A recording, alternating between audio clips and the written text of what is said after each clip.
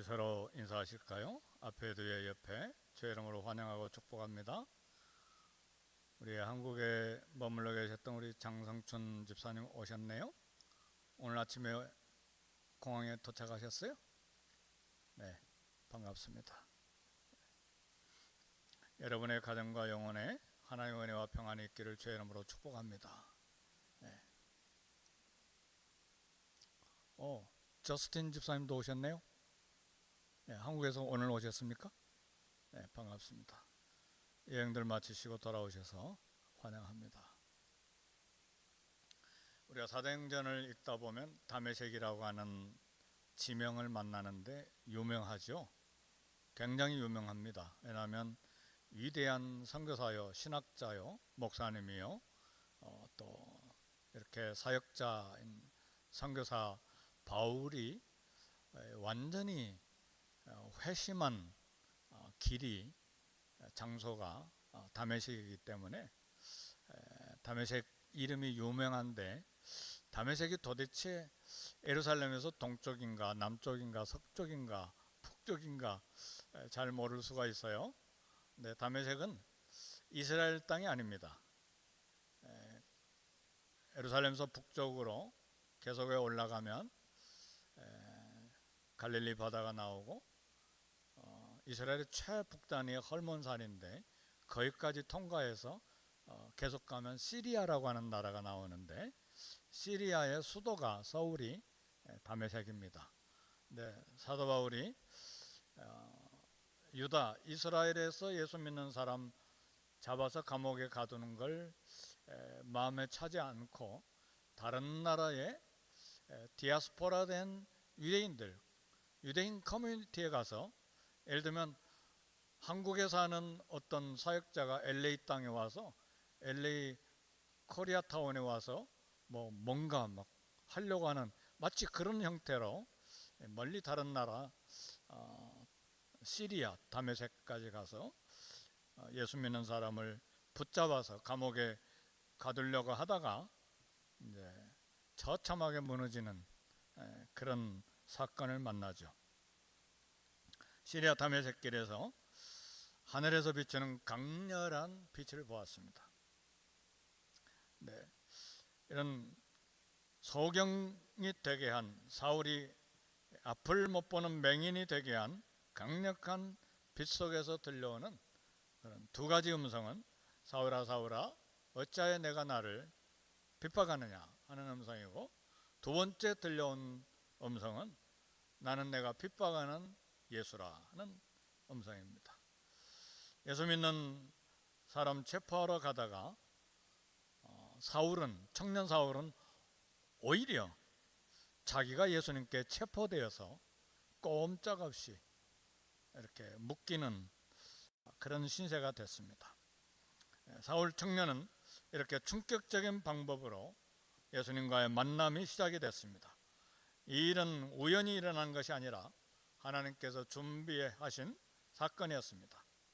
하나님이 택하신 백성들에게는 어떤 사건도 우연히 일어나는 법은 없습니다. 하나님의 준비 속에서, 계획 속에서 청년 사울의 삶에 이 사건이 일어나는 것입니다. 하나님께서 다메섹에 사울을 하나님의 일꾼으로 세워줄, 만날 한 사람을 준비하셨는데, 오늘 본문에 소개된 믿음이 깊은 하나님의 일꾼 아나니아였습니다. 그래서 오늘 설교 제목이 하나님의 일꾼입니다. 하나님의 일꾼인 아나니아가 하나님의 일꾼인 사울을 세우기 위해서 준비됐다는 사실입니다. 일꾼으로 준비된 아나니아를 먼저 생각하겠습니다. 10절의 말씀 보니까 그때에 다메섹에 아나니아라는 제자가 있더니 주께서 환상 중에 불러 가라사대 아나니아야 하시거늘 대답하되 주여 내가 여기 있나이다. 아나니아라고 하는 사람이 성경에 많이 나타난 것이 아니고 여기 잠깐 소개되어 있는 평범한 성도입니다. 다메섹에 있는 무명한 성도요, 예수님을 사랑하는 제자 중에 한 사람입니다. 나중에 사도 바울이 자기가 어떻게 다메섹 길에서 회심하였는지 간증하면서 그때 만났던 아나니아가 어떤 사람인지를 소개하는 말씀이 이제 사도행전 22장에 나오는데, 율법에 의하면 경건한 사람으로 거기 사는 모든 유대인들에게 칭찬 듣는 아나니아라 하는 이가, 이렇게 간단히 소개를 했습니다. 다메섹에 사는 아나니아, 경건하고 예수님 믿고 칭찬 듣는 하나님의 일꾼이었습니다. 예루살렘 교회 스데반이나 빌립 집사님 같은 유명한 집사님도 아니고 사도도 아니고 집사도 아니고 평범한 성도였습니다. 잠깐 청년 사울을 만났지만 강력한 영향을 미친 사람이 됐습니다. 이처럼 우리 주변에도 잠깐 스쳐 지나갔는데 우리에게 영적으로 강한 영향력을 미치는 사람들이 있습니다. 그런가 하면 오랫동안 사귀고 만났지만 전혀 영적인 영향력을 미치지 못하는 사람도 우리 주변에 있습니다. 어떤 사람은 예수님을 믿은 지 얼마 되지 않았지만 크게 변화돼서 성숙한 사람이 있는가 하면, 어떤 사람은 수십 년 동안 예수님을 믿었지만 처음 믿을 때와 지금 전혀 변화되지 못한 제자리 걸음하는 사람들도 있습니다. 근데 이 평범한 아나니아가 사울의 삶에 결정적인 중요한 영향력을 끼치게 됐습니다. 그런 거 보면 예루살렘에 사는 자가 중요하지 않습니다. 다메섹은 이방나라 시리아의 수도에 디아스포라된 어떤 환경에 의해서 그쪽으로 이사 가는지 우리는 알 수 없지만, 이 사람은 이방 땅에 사는 하나님의 사람입니다. 미국에 사느냐, 서울에 사느냐, 강남에 사느냐, 강북에 사느냐, 어떤 사람이냐가 그렇게 참 어느 곳에 사느냐가 중요한 것이 아니고, 참 어떤 하나님 앞에 어떤 사람, 어떤 일꾼이냐가 중요합니다. 근데 우리 사람들은 보통 어느 지역에 사느냐, 또 어떤 차를 타느냐, 어떤 옷을 입느냐, 몇 평 집에 사느냐, 지금도 그런지 모르지만 한국의 초등학생들이 너 몇 평 아파트에 사냐 그거 물어본다며요. 그래가지고 평수가 큰 친구들끼리 친하게 지낸다며요. 그게 사실인지 사실이 아니기를 원합니다. 어린 마음에도 벌써 세상적인 세속적인 가치관을 가지고 사람을 평가하는, 외적인 것으로 자기 존재 가치를 평가하고 자존감을 가지려고 합니다. 우리 삶의 중요한 것은 하나님 앞에서 내가 어떤 존재인가, 이것이 중요합니다. 내 내면 생활이 어떤가, 내 존재는 크리스찬으로서 어떤 믿음을 살고 있는가가 중요합니다. 사랑하는 성도 여러분, 아나니아는 하나님이 쓰시는 일꾼이었고 하나님이 쓰시고자 하실 때에 준비가 된 사람이었습니다. 하나님이 쓰시고자 할 때 결정적으로 준비된 저와 여러분, 하나님의 일꾼이 되기를 주의 이름으로 축복합니다. 작은 일이라도, 드러나지 않은 일이라도 결정적인 영향을 끼치는 사람, 아나니아가 바로 그런 사람이었습니다. 왜요? 잠깐 청년 사울을 만나는데 이 청년 사울, 하나님의 일꾼으로 태어나는 일에 귀하게 쓰임을 받았습니다. 이를 위해서 아나니아는 귀가 열린 하나님의 일꾼이었습니다. 사울은 다메섹으로 들어온 후에 음식을 먹지 않고 계속 기도하는 중이었습니다. 교회를 박해한 죄를 회개하고 하나님의 용서를 구했을 것입니다. 그리고 율법적인 가치관이 예수님을 만남으로 완전히 무너져 버렸기 때문에, 가치관이 무너지면 혼란스럽기 때문에 대단한 갈등과 대단한 고민 속에 들어갈 수밖에 없죠. 그래서 어떻게 살아야 되는지 정신적으로 또 영적으로 또 가치관의 문제에 있어서 대단히 고민했을 것으로 생각합니다. 하나님이 이러한 사울의 기도에 응답으로 아나니아를 청년 사울에게 보내신 것입니다. 하나님은 당신이 세운 일꾼들을 기도에 대한 응답의 도구로 사용하십니다. 사사시대 때도 백성이 회개하고 부르짖을 때에 하나님은 사사들을 보내서 구원하셨습니다. 백부장 고넬료가 이방인이죠. 기도했을 때 하나님 베드로 하나님의 일꾼을 보내서 그의 가족과 친구들이 세례받고 구원을 받게 했습니다. 오늘날에도 하나님은 하나님이 세우신 하나님의 사람들을 통해서 성도들의 기도에 응답을 하십니다. 오래전 이야기가 생각이 납니다. 신학교 시절에 등록금이 없어서 새벽으로 기도하는데 갑자기 어떤 분이 옆에 봉투를 두고 가셨어요. 신학대학원 한 학기 학비가 거의 70만 원이었는데 가난한 전도사로서는 신학생으로서는 대단히 절실하고 큰 돈인데 조용히 놓고 가신 거예요. 나중에 알고 보니까 우리 교회 집사님 중에 광명시 시장이었던 그분의 아내가 조용히 놓고 가신 거예요. 이야기도 한 적이 없는데 한 번도 말한 적도 없는데 놓고 가신 거예요. 오래전 이야기입니다. 가난한 성도의 기도를 들으시고 가깝지도 않는 성도가 쌀 한 포를 가져오는 경우도 있죠. 부도 직전에 있는 회사 때문에 고민하고 기도하는데 뜻밖의 투자자를 만나서 살아나는 기적도 있습니다.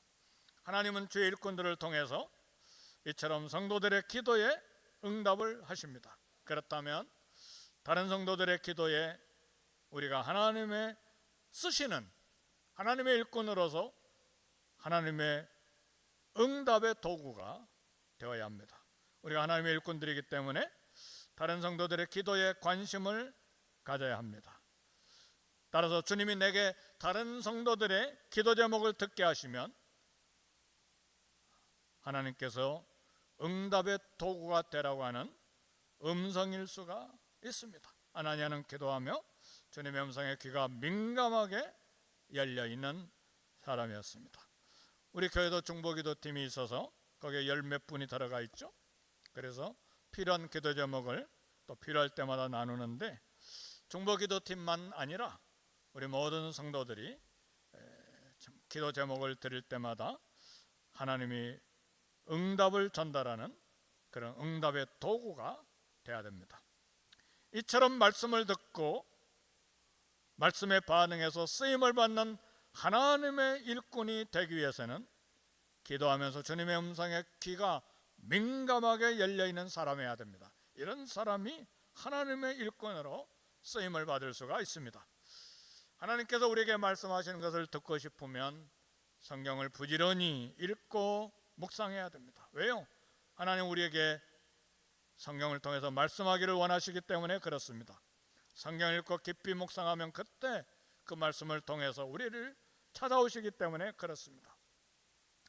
아나니아는 환상 중에 있다가 예수님의 사울에 대한 이야기를 들었습니다. 기도하지 않고 왔다 갔다 이리저리 바쁘면 주의 음성을 듣기가 어렵습니다. 주의 말씀을 깨닫기가 어렵습니다. 말씀을 묵상하고 기도하고 하나님께 가까이 있을 때에 주님의 뜻을 깨달을 수가 있고 주님의 뜻을 볼 수가 있습니다. 오늘날 우리 크리스찬의 문제는 너무나 바쁘고 너무나 분주하고 그리고 우리 개인 생활에 너무나 시간을 많이 쏟는다는 사실입니다. 가정에서도 경건 생활하고 묵상 시간 갖고 침묵하는 시간이 너무나 적습니다. 이렇게 너무나 개인적인 일이 바빠버리면 교회 와서도 마음을 집중해서 예배드리지 못하고 예배 후의 일로도 마음이 바쁘게 됩니다. 그래서 예배에 집중하기가 어렵죠. 우리가 기도 성경 읽는 거 소중히 여겨야 귀가 열린 하나님의 일꾼으로 하나님의 손에 쓰임받을 수가 있습니다. 그 다음으로 생각할 게 순종하는 일꾼 아나니아인데, 주님께서 아나니아를 부르실 때에 주여 내가 여기 있나이다 고 대답했습니다. 청년 사울은 주님이 다메섹 길에서 부르실 때에 주여 누구십니까? 그랬지만 여기 아나니아는 준비가 돼 있었어요. 그래서 주여 내가 여기 있나이다 이렇게 대답을 했어요. 이미 주님과 대화에 익숙한 사람인 것을 알 수가 있습니다. 주님께서 아나니아에게 주신 첫 번째 말씀은 일어나서 직가라고 하는 거리로 가서 사울을 찾아라. 직가라고 하는 말은 우리나라 말입니다. 곧은 길을 말해요. 곧은 길, 한 1.6km, 다메섹 수도를 관통하는 길이 똑바른 직선으로 되어 있어요. 네, 그 거리로 가서 유다라고 하는 사람 집에 가면 다섯 사람 사울이라고 하는 사람이 있는데 기도 중에 있다. 만나라. 아나니아는 사실은 이해되지 아니하는 명령이죠. 왜냐하면 예루살렘의 성도들에게 많은 해를 끼치고 여기 시리아 다메섹에까지 와서 예수 믿는 성도들을 체포해서 감옥에 가두려고 하는 온 악명 높은 사람인데 그 사람을 만나라니요. 이런 아나니아의 반응에 주님은 가라. 이 사람은 내 이름을 이방인과 임금들과 이스라엘 자손에게 전하기 위하여 택한 나의 그릇, 하나님의 일꾼이다. 이 말씀을 듣고 아나니아에게서 발견하는 신앙적인 아나니아의 성품은 하나님 명령에 순종하는 자세입니다. 이것이 하나님의 일꾼이에요. 하나님 말씀을 따지면서 순종할까 말까 저울질하는 사람들이 있죠. 그러나 주님이 말씀하시면 나는 순종하겠습니다. 이런 사람이 하나님의 일꾼입니다. 어떤 사람이 순종하는 하나님의 일꾼인가? 그리스도에 대한 사랑이 가슴에 가득한 사람이 하나님께 순종하는 하나님의 일꾼이어야 돼요. 저와 여러분의 마음속에 예수님이 가득합니까? 예수님에 대한 사랑으로 심장이 가득합니까? 그런 이야기를 들었어요. 태국에 있는 북한 식당 여직원이 한국 청년을 사랑하다가 공산주의도 버리고 김정은도 버리고 주체사상도 다 내던져버리고 한국 청년을 따라서 한국행 비행기를 타고 세터민이 됐다는 이야기를 읽어본 적이 있습니다. 사랑에 빠진 연인들은 김일성이 어디가 있어요? 주체사상이 어디가 있어요? 공산주의가 어디가 있어요? 사랑에 빠져버리니까 순종하는 마음이 가득하게 채워진 것이죠. 사실은 너무나 당연한 이야기죠. 사랑하면 따지지 않습니다. 하나님 사랑하면 조건 형편 따지지 않고 순종하죠. 아나니아가 그런 사람이었어요. 하나님, 내 상식으로, 내 지식으로, 내 경험으로 예루살렘에서까지 들려오는 수많은 사람들의 이야기를 들어보니까 이 사람은 악한 사람입니다. 그거 아시고 나한테 사울 만나라고 하십니까? 전혀 그런 말이 없어요. 가서 만나라니까 주님을 사랑했던 이 아나니아가 내가 여기 있습니다. 하나님께서 말씀 묵상 중에 기도 중에 마음에 말씀하시면 제가 순종하겠습니다. 이 사람이 하나님의 일꾼 아나니아입니다. 반대로 우리 마음에 하나님 말씀 그리스도가 채워져 있지 아니하면 하나님이 부르시면 숨어버리고 나타나지 않아요. 하나님께서 아담을 부르셨을 때 아담은 내가 벌거벗어서 숨어 있습니다 그랬어요. 하나님 말씀에 귀가 막힌 사람은 하나님 말씀에 변명거리만 가득하게 늘어놓습니다. 내 형편, 내 조건, 내 판단, 내 계산, 나의 사정, 변명거리가 가득하게 되죠. 그러나 주님을 사랑하고 하나님 말씀이 내 심장에 가득할 때에 주님이 부르시고 하나님의 교회가 부를 때에 숨지 않고 그 일에 반응하는 것입니다. 아나니아는 청년 사울이 하나님의 택한 그릇이라는 말씀을 듣고 즉시 순종했습니다. 사울에 대한 편견, 선입견, 두려움, 염려 내려놓고 순종해서 달려갔습니다. 사랑하는 성도 여러분, 하나님은 오늘 또 우리를 부르고 계십니다. 하나님의 일을 위해 택한 그릇으로 우리를 부르셨고 또 지금도 부르고 계십니다. 우리를 전도와 봉사를 위해, 세계 선교를 위해, 하나님의 일을 위해 택한 그릇으로 저와 여러분들을 부르시고 하나님의 일꾼으로 쓰시기를 원하십니다. 그 결과로 청년 사울은 영적으로 변화된 하나님의 일꾼이 되었습니다. 어떤 사람이 하나님의 일꾼이 되는가? 결국은 하나님의 일꾼이 하나님의 일꾼을 세울 수가 있습니다. 아나니아는 다메섹 유다 집에 있는 사울을 방문하고 사울을 위해 안수기도했습니다. 사울은 3일 동안 음식을 먹지 않고 기도 중이었는데 사울이 처음 들은 말은 형제 사울아. 아나니아가 사울을 형제 사울로 불러주었을 때 사울은 얼마나 좋았을까요? 모든 당시의 초대교회 성도들은 사울을 원수로 생각하고 있었는데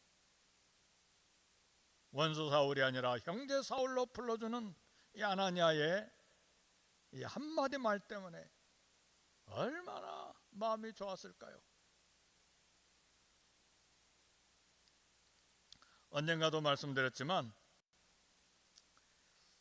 브라질에 가서 선교사관학교를 졸업하고 교회를 담임하러 들어갔는데 언어도 엉성하죠. 근데 그 교회 연세가 드신 한 성도님이 저를 보고 형제라고 불렀어요. 그래서 말은 안 했지만 제가 속으로 되게 화가 났어요. 아니 담임 목사로 갔고 선교사로 갔는데 뭐 형제 그러는 거예요. 아시죠? 브라질 말로 형제 이르몽. 여자는 자매는 이르마라고 그러죠. 이르몽. 그러면서 머리까지 또 쓰다듬어 줘요. 그러니까 우리 이 한국 문화에서는 좀 이상하잖아요. 네. 우리 성도님들이 저보고 브라더 한번 해보세요. 좀 어색할 수도 있죠. 그렇죠? 제가 장로님 보고 형제 그럼 장로님들 어떤 느낌 받겠어요? 어색하죠. 한국 문화권에서는. 이것이 성경적입니다. 왜요? 그 성도님은 저를 그리스도 안에서 가족 관계를 맺게 되었음을 이야기해 준 것이죠. 그런 면에서 신학적으로 또 문화적으로 훨씬 더 이 성도들이 앞서 있다는 것을 뒤늦게야 제가 깨닫게 된 것이죠. 초대교회도 마찬가지입니다. 서로 형제자매로 부를 때에 형식적인 호칭이 결코 아닙니다. 그래서 신약성경 사도 바울의 서신들을 보면 형제자매로 부르잖아요. 그렇죠? 교회 안에서 형제자매 호칭은 우리의 원망의 대상이 아니라 연합된 가족 일원으로 초청하는 호칭입니다. 사울이 형제가 된 것처럼 우리 성도들도 서로를 형제로 받을 수 있어야 됩니다. 우리 한국 문화권에서 우리 집사님, 권사님, 목사님, 장로님 이렇게 부르지만 그러나 마음속에는 늘 그리스도 안에서 형제여 자매인 것을 인식하고 있어야 돼. 왜요? 우리는 하나님을 아버지로 모시고 있기 때문에 우리가 모두가 다 형제잖아요. 그리스도 안에서 자매들이잖아요. 그런 마음을 가져야 돼. 한 가족이기 때문에. 이제 사울은 주께서 자기를 성령으로 충만케 하시는 은혜를 받았습니다. 이제 성령님은 사울에게 그리스도의 말씀을 가르쳐 주시고 생각나게 하실 것입니다. 성령 충만으로 이제 성령님은 사울을 모든 진리 가운데로 인도하실 것입니다. 성령님은 오늘 우리에게도 임하셔서 우리 가운데 계시고 능력을 베풀어 주십니다. 골짜기에 떨어진 마음을 소생시켜 주시고 슬픈 마음을 잠잠케 하시고 새롭게 소망을 갖고 즐거움의 이유와 감사의 이유와 기쁨의 이유를 발견하게 해 주실 것입니다. 우리 죄가 기억나게 하셔서 하나님 앞에 엎드려 회개하게 하실 것입니다. 성령님은 우리가 하나님을 아빠, 아버지라 하나님의 가족이 되었음을 확신케 해 주실 것입니다. 성령님은 우리 가운데 역사하셔서 우리를 위로하시고 격려하시고 용기를 갖게 하시고 새 힘을 얻게 하실 것입니다.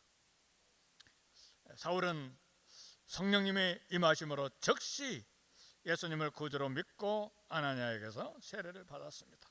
아나니아가 사울에게 안수하고 기도했을 때에 오늘 말씀해 보니까 신기한 사건은 사울의 눈에서 비늘이 벗겨졌어요.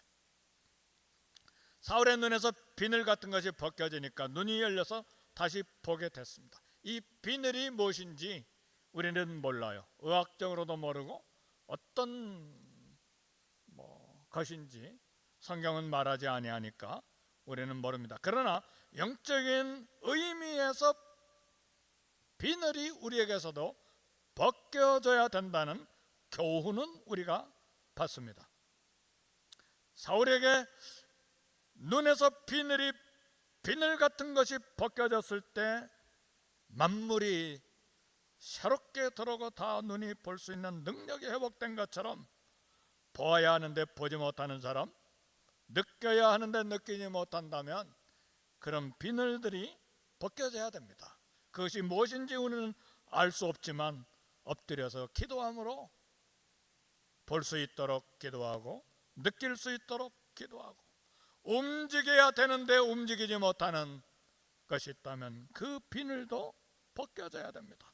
용서해야 되는데 용서가 안 되는 것이 있다면 그 비늘도 우리 마음에서 벗겨져야 됩니다. 아멘입니까?